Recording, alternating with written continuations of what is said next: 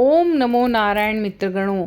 जैसे हम भगवान श्री कृष्ण का जन्मोत्सव मनाते हैं भादो मास की कृष्ण पक्ष की अष्टमी को, वैसे ही हम राधा रानी का भी जन्मोत्सव मनाते हैं भादो मास की शुक्ल पक्ष की अष्टमी को।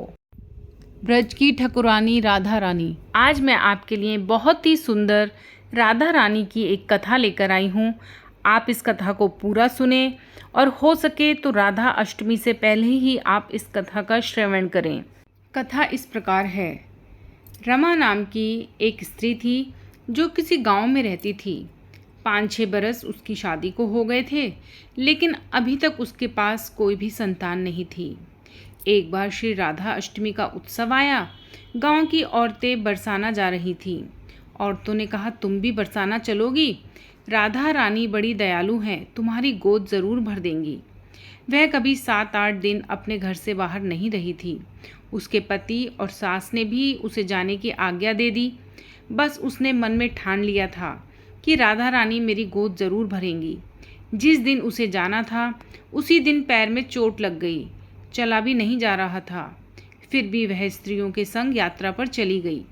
सारे रास्ते ट्रेन में राधा कृष्ण का जाप कीर्तन चलता रहा। इस प्रकार सभी स्त्रियों के साथ वह बरसाना पहुंच गई। सभी नहा धोकर राधा जी के मंदिर में जाने के लिए तैयार होने लगी। राधा जी के महल में जब जाते हैं तो ऊपर बहुत सी सीढ़ियां चढ़नी पड़ती हैं। जैसी ही सीढ़ियां चढ़ने लगी वह स्त्रियों को बोली कि तुम लोग आगे आगे चलो, मैं धीरे धीरे सीढ़ियों से आ रही हूँ। पैर में चोट लगने की वजह से चला भी नहीं जा रहा था। 2-4 सीढ़ियाँ चढ़ने के बाद उसका पैर मुड़ गया और वह नीचे गिरने लगी। तभी एक 7-8 साल की कन्या ने उसका हाथ पकड़ लिया। रमा बोली, बेटी, आज अगर तुम ना होती तो मैं नीचे गिर गई होती। वह कन्या बोली, मैया, ऐसे कैसे गिर जाने देती मैं तुम्हें? रमा ने पूछा, बेटी, तुम्हारा नाम क्या है? वह बोली, लाडो नाम है मेरा, यही पास में रहती हूँ। वह दोनों सीढ़ियों पर बैठ गई। लाडो कहने लगी, मैया, मेरे लिए क्या लाई हो? ना कोई जान पहचान और लाडो ऐसी बातें कर रही है। रमा ने सोचा। फिर रमा ने कहा, लाडो, मैं कल तुम्हारे लिए लेकर आऊँगी। तुम्हें क्या पसंद है बताओ?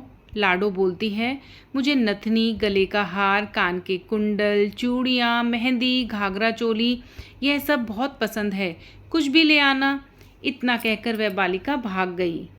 जैसे तैसे रमा भी मंदिर में दर्शन करके लौट आई। वापस जाकर सोचने लगी उस बालिका के बारे में और बाजार से उसने गले का हार और चूड़ियाँ उसके लिए खरीद लिए और वहीं पर गई जहाँ पर वो पहली बार मिले थे। उसने देखा कि लाडो तो पहले से ही उसका इंतज़ार कर रही है। वो जो हार और चूड़ियाँ उसके लिए लाई थी उन्होंने वह उसे दे दी। गले का हार और चूड़ियाँ देखते ही लाडो बोली, बस इतना सा ही लेकर आई हो और बाकी चीज़ें नहीं लाई हो? इतना कहकर वह मुंह फुलाकर बैठ गई गुस्से में। तब रमा बोली, अभी मैं 8 दिन यहीं पर हूँ, रोज़ तुम्हारे लिए कुछ ना कुछ लाया करूँगी। यह सुनकर लाडो उसकी गोद में बैठ गई और गले से लग गई। रमा तो रोने लगी, उसे जैसे एक संतान मिल गई हो। खूब प्यार से उसके सिर पर हाथ फेरा। ऐसे ही वह फिर चली गई। रमा ने मंदिर से आकर घाघरा और चोली उसके लिए बनवाए, रोज़ कुछ ना कुछ उसे देती। एक दिन रमा कहती है, अब यह सारी चीज़ें मुझे पहनकर भी तो दिखाओ, कैसी लगती हो? लाडो बोली, कल राधा अष्टमी है, कल पहनूंगी। इस बार लाडो के साथ एक लड़का भी था।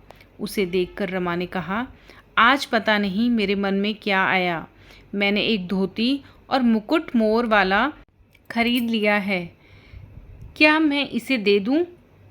लाडो बोली, यह कनुआ है, मेरे साथ ही रहता है। हाँ, तुम इसे दे दो। ऐसा कहकर वे दोनों सामान लेकर चले गए। अगले दिन राधा अष्टमी थी। जब रमा सीढ़ियों पर आई वहाँ उसे आज कोई न मिला। बहुत इंतज़ार के बाद जब वह मंदिर में पहुँची तो वहाँ बहुत भीड़ थी। कीर्तन और नृत्य हो रहा था। इसी तरह भीड़ को चीरती हुई वह आगे पहुँची और राधा जी को देखा और ठाकुर जी को देखा तो वह आश्चर्यचकित रह गई, क्योंकि जो वस्त्र उन्होंने धारण किए हुए थे ये वही वस्त्र थे जो उन्होंने उन्हें लाकर दिए थे। वह आश्चर्य के मारे मानो पत्थर सी हो गई थी। आंखों से आंसू बहने लगे। बात समझते देर न लगी कि वह लाडो राधा जी और कन्वा कृष्ण जी ही हैं। स्वयं जगत के पालनहार उसके पास आते हैं। राधा जी उसकी गोदी में बैठती हैं और उसे मातृ सुख प्रदान कराती हैं। वह तो जैसे बावरी हो गई। दिन रात लाडो लाडो कहती रहती, पुकारती रहती। वह स्त्रियों से बोली, तुम लोग घर जाओ, मैं नहीं जाऊंगी। उसकी सास और पति भी उसे लेने आए, पर वह साथ नहीं गई। अब तो वह प्रतिदिन सीढ़ियों पर बैठे बैठे आंसुओं से सीढ़ियाँ धोती, पलकों से बुहारती। ऐसे करते करते उसे 30 बरस हो गए। एक दिन एक बालिका उसका हाथ पकड़कर ऊपर अटालिका में ले गई। वहाँ जाकर बोलती है, आ गई तेरी लाडो। ऐसा कहकर बाहें फैलाकर रमा को बुलाने लगी और अपने गले लगा लिया। उस दिन रमा ऐसे गले लगी कि इस पार्थिव शरीर को छोड़कर सदा के लिए चली गई। इस घटना से हम सबको यही सीख मिलती है कि जो भी आशा रखे, चाहे वह सकाम हो या निष्काम, केवल भगवान से ही रखें। एक ना एक दिन अवश्य ही मिलते हैं।